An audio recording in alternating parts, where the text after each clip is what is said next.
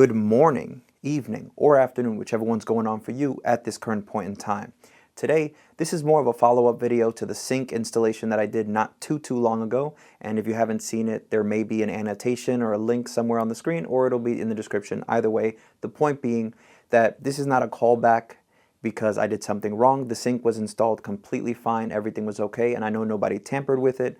So 24 hours from when I installed it, I did follow up to make sure the silicone had cured properly, and as soon as I turned it on, there was a small leak under the sink. Now that had nothing to do with the trap, even though I did disassemble everything, but I'm going to slap on a glove because I did keep the original sink assembly, and we're going to see where that leak is and what worked for me as far as what caused the issue and how to fix it. So maybe it's going on for you, we shall see. Check it out. Okay, it's gross, cooties aside. We're going to slide off the faucet to one side because it's not really important right now. What we're talking about here is the tailpipe because the leak was here. Now if we look closely, you'll see this nut that pushes and secures and also tightens or loosens the gasket. This black gasket is what was causing the issue, or not specifically the gasket, but the fact that the mating surface between the underbelly of the sink and the gasket were not meeting properly. So it wasn't a bad installation, it was just an imperfection in the bottom of the sink that was causing a small leak.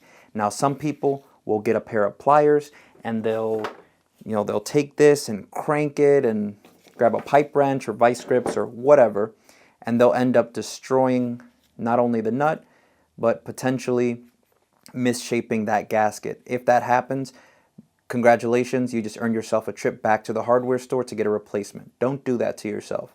Nice and calm, by hand. So I tried at first just giving a little bit of pressure to that gasket. Maybe it was just a little loose. That was not the case for me. So once I disassembled everything and I confirmed that the trap was not leaking and nothing else, it was just that spot, I decided to add some PTFE tape to the top and to the bottom. Now you want to start by first unthreading all the way down and then also working that gasket all the way to the bottom. If you try unthreading it as well, that's a good way to get it to move down a little easier.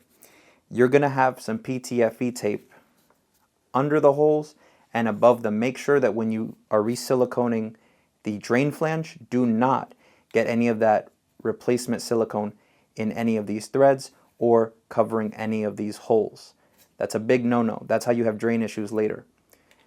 Once it threads on, you're going to give just enough for the drain to catch on these threads, and the same thing with these. Once these threads have PTFE, they're only supposed to go up to here. Once everything is snug, check for that leak, and in my case, the PTFE was able to stop the threads, and since then I have not heard any issue as far as leaking. But there was another issue, and I will leave that for the next video because it's a separate issue in case you happen to have a draining issue with your sink, either new or currently. So that's what worked for me. Remember, silicone that was applied before needs to be scraped off, and you do have to add a new fresh layer of silicone. Something that I did do in my last video, which I apologize for the kind of slight error, was I added the silicone to the side as opposed to adding it to the under part of the flange here.